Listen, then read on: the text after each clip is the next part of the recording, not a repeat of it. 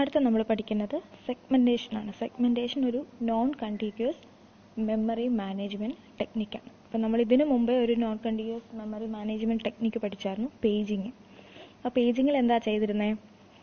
പേജിങ്ങിൽ ഒരു പ്രോഗ്രാമിനെ പല പല ഫിക്സഡ് സൈസ്ഡ് പേജസ് ആയിട്ട് ഡിവൈഡ് ചെയ്ത് മെയിൻ മെമ്മറിയിലെ ഓരോരോ ഫ്രെയിംസിൽ ഈക്വൽ സൈസുള്ള ഓരോരോ ഫ്രെയിംസിൽ കൊണ്ട് സ്റ്റോർ ചെയ്ത് വെക്കുന്നു. ഇതായിരുന്നു പേജിങ്ങിൽ ചെയ്തുകൊണ്ടിരുന്നത്. സെഗ്മെൻറ്റേഷൻ എന്ന് പറയുമ്പോൾ ഇതുപോലെ തന്നെ ഒരു പ്രോസസ്സിനെ പലതായിട്ട് ഡിവൈഡ് ചെയ്തിട്ട് മെമ്മറിയിൽ കൊണ്ട് സൂക്ഷിച്ചു വെക്കുകയാണ്, ഒരു നോൺ കണ്ടിന്യൂസ് മാനറിൽ സ്റ്റോർ ചെയ്യുകയാണ്. പക്ഷേ ഇവിടെ ഒരു ഡിഫറൻസ് ഉണ്ട്. Segmentation is the process by which a process is divided into the parts and then put it into the main memory. Parts ആയിട്ടാണ് ഡിവൈഡ് ചെയ്യുന്നത് പേജിങ്ങിലെ പോലെ തന്നെ. പക്ഷേ ആ പ്രോഗ്രാമിലെ കണ്ടന്റ് എന്താണെന്ന് നോക്കിയിട്ടാണ് അതിനെ ഡിവൈഡ് ചെയ്യുന്നത്. ഓക്കെ, അപ്പോൾ പ്രോഗ്രാമിൻ്റെ കണ്ടന്റ് നോക്കി അതിനകത്തെ ഇപ്പം ഒത്തിരി മെത്തേഡ്സ് ഉണ്ടെങ്കിൽ ആ മെത്തേഡ് വൈസ് ആയിട്ട് അതിനെ ഡിവൈഡ് ചെയ്തിട്ടാണ് മെയിൻ മെമ്മറിയിൽ സ്റ്റോർ ചെയ്യുന്നത്. അപ്പം ഇതും പേജിങ്ങും തമ്മിൽ, സെഗ്മെൻറ്റേഷനും പേജിങ്ങും തമ്മിലുള്ള ഡിഫറൻസ് എന്താണെന്ന് നോക്കാം. Difference between paging and segmentation. First one, paging നോക്കാം. It will divide the program without knowing whatever written in it and put it into the main memory. അതായത് പേജിങ്ങിൽ എന്താ നമ്മൾ ചെയ്യുന്നത്? ഒരു പ്രോഗ്രാമിനകത്ത് പല മെത്തേഡ്സ് ഒക്കെ കാണും അല്ലേ, ഒന്നിൽ കൂടുതൽ മെത്തേഡ്സ് കാണും. അപ്പം ആ മെത്തേഡ്സ് എന്തൊക്കെയാണ് മെത്തേഡ്സ് അതിനകത്തുള്ളത്, അല്ലെങ്കിൽ എന്ത് കണ്ടൻസ് ആണുള്ളത് എന്ന് നോക്കാതെ ഒരു ഫിക്സഡ് സൈസ് വെച്ച് നമ്മളതൊന്ന് മുറിച്ച് ഡിവൈഡ് ചെയ്ത് പേജസ് ആക്കും, എന്നിട്ടത് ഫ്രെയിംസിൽ സ്റ്റോർ ചെയ്യും. ഇതാണ് പേജിങ്ങിൽ ചെയ്യുന്നത്. അപ്പോൾ അങ്ങനെ ചെയ്യുന്നത് കൊണ്ടുള്ള ഒരു ഡിസഡ്വാൻറ്റേജ് എന്ന് പറയുന്നത് ഇതാണ്. ഫോർ എക്സാമ്പിൾ, നമുക്കൊരു പ്രോഗ്രാം ഉണ്ടെന്ന് വിചാരിക്കുക. ആ പ്രോഗ്രാമിനെ നമ്മൾ പേജിങ് ചെയ്യണം. അപ്പോൾ ആ പ്രോഗ്രാമിനെ എന്ത് ചെയ്യും? പേജ് സൈസ് എന്ന് പറയുന്നത് ഓൾറെഡി ഫിക്സഡ് ആയിരിക്കും, അതിനൊക്കെ മുമ്പേ ഫിക്സഡ് ആക്കി വെക്കും. പേജ് സൈസ് എന്ന് പറഞ്ഞാൽ എന്താ? പ്രോഗ്രാമിനെ ചെറിയ ചെറിയ പേജസ് ആയിട്ട് ഡിവൈഡ് ചെയ്യണം. ആ ഓരോ പേജിൻ്റെ സൈസ് ഈക്വൽ ആയിരിക്കണം. ഓക്കെ, ഈക്വലായി. ഇപ്പം 4 KB എന്ന് ഫോർ എക്സാമ്പിൾ ആണ്, 4 KB എന്ന് സെറ്റ് ചെയ്താൽ ഒരു പ്രോഗ്രാമിനെ, ഏതൊരു പ്രോഗ്രാമിനെ മുറിക്കുമ്പോഴും ആ ഓരോ പീസസിനെ നമ്മൾ പേജ് എന്ന് വിളിക്കും. ആ ഓരോ പീസിൻ്റെയും സൈസ് എന്ന് പറയുന്നത് 4 KB വെച്ച് ആയിരിക്കണം. 4 KB അല്ലെങ്കിൽ അതിൽ ചെറുതോ ആയിരിക്കണം. ഓക്കെ, ഇനി ഇപ്പം ഇവിടെ നമുക്കൊരു വലിയൊരു പ്രോഗ്രാമുണ്ട്. ആ പ്രോഗ്രാമിനെ നമുക്ക് പേജിങ് ചെയ്യണം. ഇനി ആ പ്രോഗ്രാമിനകത്ത് കുറേ ഫങ്ഷൻസ് ഉണ്ട്, ലൈക്ക് ആഡ് ഉണ്ട്, സബ്ട്രാക്ട് ഉണ്ട് അല്ലേ, ഉണ്ടെന്ന് വിചാരിക്കും. ഒന്നിലധികം മെത്തേഡ്സ് ഉണ്ട്. അതിലൊരു മെത്തേഡാണ് ആഡ് എന്ന് പറയുന്നത്. അതാണ് ഇവിടെ കൊടുത്തിരിക്കുന്നത്. അപ്പോൾ പേജിങ് ആണ് ചെയ്യുന്നതെങ്കിൽ നമ്മൾ ആ പ്രോഗ്രാമിലെ കണ്ടന്റ് നോക്കാതെയാണ് അതിനെ ഡിവൈഡ് ചെയ്യുന്നത് അല്ലേ. അപ്പോൾ ഇവിടെ നമ്മൾ പേജസ് ആയിട്ട് ഡിവൈഡ് ചെയ്യുമ്പോൾ ചിലപ്പം ആഡ് എന്ന് പറയുന്ന മെത്തേഡിനെ രണ്ടായിട്ട് ചിലപ്പം ഡിവൈഡ് ചെയ്യുന്നുണ്ടാവാം. ഓക്കെ, അപ്പോൾ ആഡ് എന്ന് പറയുന്ന മെത്തേഡിലൊരു 10 ലൈൻസ് ഓഫ് കോഡ് ഉണ്ടെന്ന് വിചാരിക്കുക, 10 ലൈൻ ഓഫ് കോഡ് ഉണ്ടെന്ന്, 10 ലൈൻസ് ഉണ്ടെന്ന് വിചാരിക്കുക. ചിലപ്പോൾ പേജിങ് ചെയ്യുമ്പോൾ നമ്മൾക്കറിയില്ല എവിടെയായിരിക്കും ഡിവൈഡ് ചെയ്യുന്നതെന്നൊന്നും. സൈസ് വെച്ച് ഡിവൈഡ് ചെയ്ത് വരുമ്പോൾ ചിലപ്പം ആഡ് എന്ന് പറയുന്ന ഫംഗ്ഷൻ ചിലപ്പോൾ ഒരു പേജിൽ വരാം, ചിലപ്പോൾ അത് 2 പേജിലായി പോകും. അപ്പോൾ ഇവിടെ നോക്കാം, ആദ്യത്തെ 5 ലൈൻസ് ഒരു പേജിലും രണ്ടാമത്തെ 5 ലൈൻസ് വേറൊരു പേജിലുമാണ് പെട്ടുപോയതെന്ന് വിചാരിക്കുക. അപ്പോൾ അങ്ങനെയാണെങ്കിൽ ഇപ്പം ഇവിടെ കൊടുത്തിട്ടുണ്ട്, ആദ്യത്തെ ആ ഒരു പോർഷൻ രണ്ടായിട്ട് ഡിവൈഡ് ചെയ്തു, 2 പേജസ് ആയി. ആഡ് എന്ന് പറയുന്ന ഫംഗ്ഷനിലെ ലൈൻ ഓഫ് കോഡ് 2 പേജസ് ആയിട്ട് മാറി. പേജിങ് ചെയ്തപ്പോൾ ഫസ്റ്റ് പേജ് F3 എന്ന് പറയുന്ന ഫ്രെയിമിലും സെക്കൻഡ് പേജ് F4 എന്ന ഫ്രെയിമിലുമാണ്. ഫ്രെയിംസ് എന്താണെന്നറിയാലോ, മെയിൻ മെമ്മറിയിലെ ഈ പേജസിൻ്റെ അതേ സൈസുള്ള മെമ്മറി പീസസിനെയാണ് നമ്മൾ ഫ്രെയിംസ് എന്ന് പറയുന്നത്. അപ്പോൾ ഈ പേജസ് ഒക്കെ കൊണ്ട് എക്സാക്ട്ലി ഫിറ്റ് ചെയ്യുന്ന ഈ ഫ്രെയിമിലേക്കാണ് സ്റ്റോർ ചെയ്ത് വെക്കുന്നത്. അപ്പം ആദ്യത്തെ പേജ് F3 മെയിൻ മെമ്മറിയിലെ F3 എന്ന് പറയുന്ന ഫ്രെയിമിലും രണ്ടാമത്തെ പേജ് മെയിൻ മെമ്മറിയിലെ F4 എന്ന ഫ്രെയിമിലുമാണ് കൊണ്ട് സ്റ്റോർ ചെയ്ത് വെച്ചിരിക്കുന്നതെന്ന് വിചാരിക്കാം.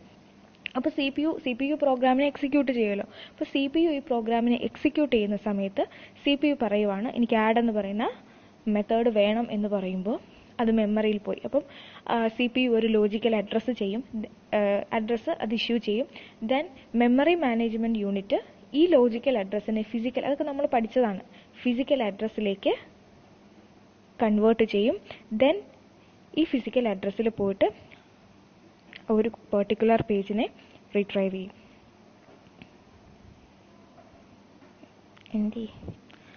പക്ഷെ അങ്ങനെ ചെയ്യുമ്പോൾ നിങ്ങളൊന്ന് ആലോചിച്ച് നോക്കി, F3 എന്ന് പറയുന്ന ഫ്രെയിമിലെ കോഡ് മാത്രമേ CPU കിട്ടുന്നുള്ളൂ. ബാക്കി ആഡ് എന്ന് പറയുന്ന മെത്തേഡിലെ ബാക്കി 5 ലൈൻസ് ഓഫ് കോഡ് വേറെ ഏതോ ഒരു ഫ്രെയിമിലാണ് അല്ലേ. അത് പിന്നെയും ഫിസിക്കൽ അഡ്രസ്സ് കാൽക്കുലേറ്റ് ചെയ്ത് അവിടെ പോയി എടുക്കണം. അപ്പോൾ CPU പാർഷ്യൽ കോഡ് മാത്രമേ കിട്ടുന്നുള്ളൂ, അല്ലെങ്കിൽ CPU ആഡ് എന്ന് പറയുന്ന മെത്തേഡിന്റെ ഫുൾ കോഡ് കിട്ടുന്നില്ല. കാരണം എന്താണ്, അത് പല പല പേജിലായിട്ട് പല പല ഫ്രെയിംസിലാണ് കിടക്കുന്നത്. അപ്പോൾ അതിന് പാർഷ്യൽ കോഡ് മാത്രമേ CPU കിട്ടുന്നുള്ളൂ. അപ്പോൾ ആ പാർഷ്യൽ കോഡ് ആദ്യത്തെ ഫ്രെയിമിലെ കോഡ് എക്സിക്യൂട്ട് ചെയ്ത് കഴിയുമ്പോൾ അടുത്ത ഫ്രെയിമിലെ കോഡ് പോയി എടുക്കണം, എന്നാലേ ആഡ് എന്ന് പറയുന്ന മെത്തേഡിന്റെ എക്സിക്യൂഷൻ കംപ്ലീറ്റ് ആകുള്ളൂ. അപ്പോൾ ഇതൊരു ഡിസഡ്വാൻറ്റേജ് ആണ്.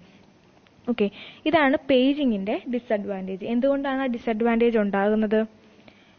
ഒരു പ്രോഗ്രാമിന്റെ കണ്ടന്റ് എന്താണെന്ന് നോക്കാതെ അതിനെ ഒരു ഫിക്സഡ് സൈസിൽ ഡിവൈഡ് ചെയ്യുമ്പോൾ ചിലപ്പോൾ ഒരു മെത്തേഡ് തന്നെ പല പല ഭാഗങ്ങളായിട്ട് പോകാം. ചിലപ്പോൾ അതിന്റെ ഒരു ലൈൻ മാത്രം മറ്റൊരു പേജിനും ബാക്കിയെല്ലാം വേറൊരു പേജിലും അങ്ങനെയൊക്കെ വരാം. അപ്പോൾ അതൊരു ഡിസഡ്വാൻറ്റേജ് ആണ്. അപ്പോൾ ഈ ഒരു പ്രോബ്ലം, ഇതാണ് പേജിങ്ങിന്റെ പ്രോബ്ലം. ഈ പ്രോബ്ലത്തെ നമ്മൾ സെഗ്മെന്റേഷനിൽ ഓവർകം ചെയ്യുന്നുണ്ട്. സെഗ്മെന്റേഷനും ഇതുപോലെയൊക്കെ തന്നെയുള്ള ഒരു നോൺ കണ്ടിന്യൂസ് മെമ്മറി മാനേജ്മെന്റ് ടെക്നിക്കാണ്. വ്യത്യാസം എന്താണ്? പേജിങ്ങിൽ ഒരു പ്രോഗ്രാമിന്റെ കണ്ടന്റ് എന്താണെന്ന് നോക്കുന്നില്ല എങ്കിൽ സെഗ്മെന്റേഷനിൽ പ്രോഗ്രാമിന്റെ കണ്ടന്റിനെ നോക്കിയിട്ടാണ് ഡിവൈഡ് ചെയ്യുന്നത്. അപ്പോൾ എന്ത് സംഭവിക്കും? ഒരു പ്രോഗ്രാമിനെ പല പല സെഗ്മെന്റ്സ് ആയിട്ടായിരിക്കും. അവിടെ പേജിങ്ങിൽ നമ്മൾ പല പല പേജസ് എന്നാണ് പറഞ്ഞത്, ഇവിടെ നമ്മൾ സെഗ്മെന്റ്സ് എന്നാണ് പറയുന്നത്. അപ്പോൾ ഒരു പ്രോഗ്രാമിനെ പല പല സെഗ്മെന്റ്സ് ആയിട്ട് ഡിവൈഡ് ചെയ്യും. അപ്പോൾ ഓരോ സെഗ്മെന്റിനും വാരിയബിൾ സൈസ് ആയിരിക്കും. ഫിക്സഡ് സൈസ് വേണമെന്ന് നിർബന്ധമൊന്നും ഉണ്ടാവില്ല. അപ്പോൾ ഇവിടെ എന്ത് ചെയ്യും? ഒരു പ്രോഗ്രാമിനെ എടുക്കും, ദെൻ അതിനകത്തൊരു 10 മെത്തേഡ് ഉണ്ടെങ്കിൽ 10 സെഗ്മെന്റ്സ് ആയിട്ട് ഡിവൈഡ് ചെയ്യും. ഒരു എക്സാമ്പിൾ ഇവിടെ കൊടുത്തിട്ടുണ്ട്.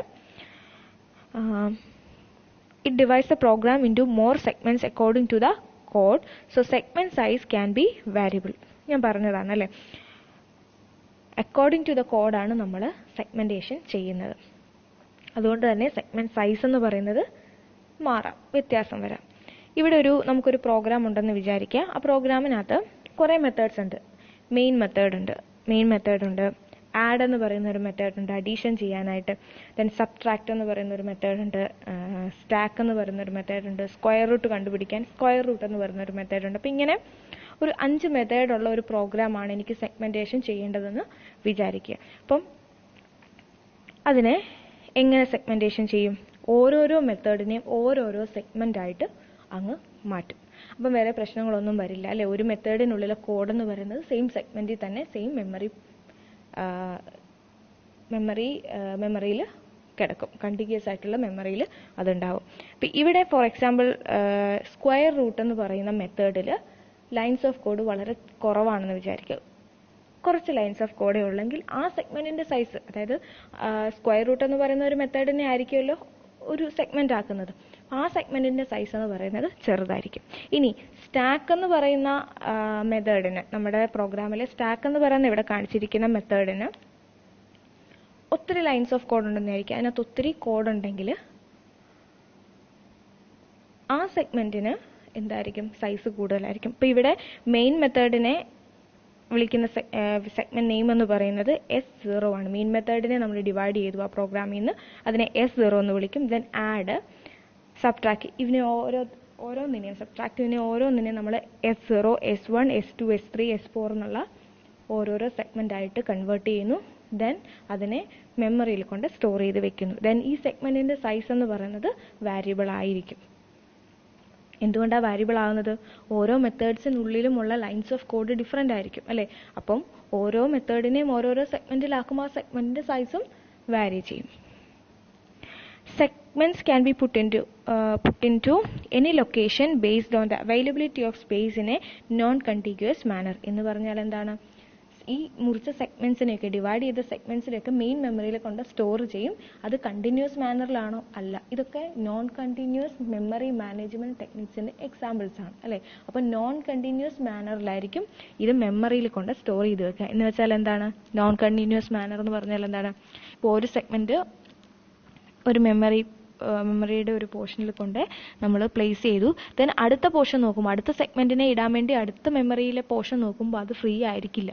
അതിനകത്ത് മറ്റേതെങ്കിലും പ്രോഗ്രാമിന്റെ വേറെ എന്തെങ്കിലുമൊക്കെ സെഗ്മെന്റ് ചിലപ്പോൾ ഉണ്ടാവാം, അല്ലെങ്കിൽ വേറെ എന്തെങ്കിലുമൊക്കെ ഉണ്ടാവും. അപ്പോൾ എന്ത് ചെയ്യും? തൊട്ടടുത്ത സ്ഥലത്തേക്ക് പോകും. അപ്പോൾ സെഗ്മെൻറ്റ്സ് ഓരോരോ സെഗ്മെൻറ്റ് ഇപ്പം S0 വെച്ചു, ദെൻ തൊട്ടടുത്ത് തന്നെ S1 വെക്കണമെന്നില്ല, വേറെ എവിടെയെങ്കിലും ആയിരിക്കും വെക്കുന്നത്. ചിലപ്പോൾ S2 വെക്കാൻ വരുമ്പോഴത്തേക്കിന് S0 കഴിഞ്ഞുള്ള പ്ലേസ് ഫ്രീ ആയിരിക്കാം. ആ സമയം കൊണ്ട് ചിലപ്പോൾ അത് ഫ്രീ ആയി പോയെങ്കിൽ അവിടെ വെക്കും. അപ്പോൾ അതായത് ഓരോ സെഗ്മെൻറ്റ്സും കണ്ടിന്യൂസ് ആയിട്ട് ഇടാതെ മെമ്മറിയിലെ അവൈലബിലിറ്റി അനുസരിച്ച് ഫ്രീ ആയിട്ടുള്ള സ്പേസ് അനുസരിച്ച് അവൈലബിലിറ്റി ഓഫ് സ്പേസ് അനുസരിച്ച് ഇടുന്നതിനെയാണ് നമ്മൾ നോൺ കണ്ടിന്യൂസ് മാനർ എന്ന് പറയുന്നത്. Okay, then CPU always work with logical address. അതായത് CPU-ന് ഈ സെഗ്മെൻറ്റേഷനെ കുറിച്ചൊന്നും വലിയ ധാരണയില്ല, ഒരു ഐഡിയ ഇല്ല. അപ്പോൾ CPU എന്താ ചെയ്യുക, CPU-നൊരു മെത്തേഡ് വേണമെങ്കിൽ CPU എന്ത് ചെയ്യും, അത് ലോജിക്കൽ അഡ്രസ്സിലൂടെയാണ് അത് പറയുക. അപ്പം CPU-ന് ഒരു മെത്തേഡ് വേണം അല്ലെങ്കിൽ ഒരു ലൈൻ ഓഫ് കോഡ് വേണമെങ്കിൽ CPU എന്ത് ചെയ്യും, ഒരു ലോജിക്കൽ അഡ്രസ്സ് ഇഷ്യൂ ചെയ്യും. CPU generates logical address whenever it needs to access code from the memory. അപ്പം എപ്പോഴാണോ CPU-ന് കോഡ് എക്സിക്യൂട്ട് ചെയ്യേണ്ടത്, ആ കോഡ് മെമ്മറിയിലായിരിക്കുമല്ലോ. അപ്പോൾ ആ മെമ്മറിയിൽ നിന്ന് ആ കോഡ് എടുക്കാൻ വേണ്ടിയിട്ട് CPU എന്ത് ചെയ്യും, ഒരു ലോജിക്കൽ അഡ്രസ്സ് ആയിരിക്കും പ്രൊവൈഡ് ചെയ്യുക. ഇനി നമ്മുടെ മെമ്മറിയിൽ നിന്ന് നമുക്കൊരു സാധനം പോയി എടുക്കണമെങ്കിൽ, സ്റ്റോർ ചെയ്ത് വെച്ചിരിക്കുന്ന കോഡ് ഫെച്ച് ചെയ്യണമെങ്കിൽ നമുക്ക് ഫിസിക്കൽ അഡ്രസ്സ് വേണം, അല്ലേ? ആ മെമ്മറിയുടെ ഫിസിക്കൽ അഡ്രസ്സ്, എക്സാക്ട്ലി ആ മെമ്മറിയിൽ ഏത് സെല്ലിലാണ് അതിരിക്കുന്നത്, നമുക്ക് വേണ്ട കോഡ് ഇരിക്കുന്നതെന്ന്, അതാണ് ഫിസിക്കൽ അഡ്രസ്സ് കൊണ്ട് ഉദ്ദേശിക്കുന്നത്. അപ്പം നമുക്ക് ലോജിക്കൽ അഡ്രസ്സ് കിട്ടിയാൽ പോരാ, ഫിസിക്കൽ അഡ്രസ്സ് വേണം. ഫിസിക്കൽ അഡ്രസ്സ് ഉണ്ടെങ്കിൽ മാത്രമേ ഉള്ളൂ നമുക്ക് അവിടെ പോയി ആ കോഡ്, മെയിൻ മെമ്മറി പോയി ആ കോഡ് എടുക്കാനായിട്ട് പറ്റത്തുള്ളൂ. അപ്പം ഇതിൽ നിന്ന് മനസ്സിലാക്കി, ലോജിക്കൽ അഡ്രസ്സിനെ നമ്മൾ ഫിസിക്കൽ അഡ്രസ്സിലേക്ക് മാപ്പ് ചെയ്യണം, കൺവേർട്ട് ചെയ്യണം. അപ്പോൾ CPU ഒരു ലോജിക്കൽ അഡ്രസ്സ് തന്നാൽ ആ ലോജിക്കൽ അഡ്രസ്സ് വെച്ചിട്ട് നമുക്ക് ഫിസിക്കൽ മെമ്മറിയിൽ നിന്ന് കോഡ് ഫെച്ച് ചെയ്ത് കൊടുക്കാൻ പറ്റില്ല. ഫിസിക്കൽ അഡ്രസ്സ് തന്നെ വേണം, ലോജിക്കൽ അഡ്രസ്സ് വെച്ച് പറ്റില്ല. അപ്പം നമ്മൾ എന്ത് ചെയ്യും, ഈ ലോജിക്കൽ അഡ്രസ്സിനെ ഫിസിക്കൽ അഡ്രസ്സിലേക്ക് എന്ത് ചെയ്യും, കൺവേർട്ട് ചെയ്യും.